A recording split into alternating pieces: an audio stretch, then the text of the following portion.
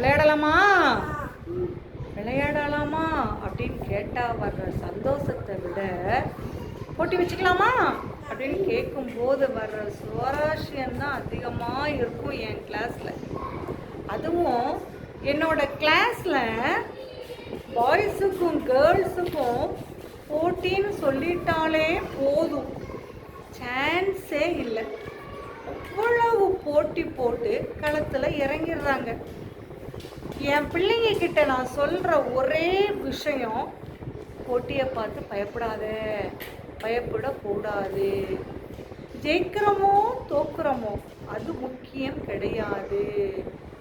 தைரியமாக கலந்துக்குவோம். கடைசி வரைக்கும் ஜெயிக்கிறதுக்காக போராடணும்.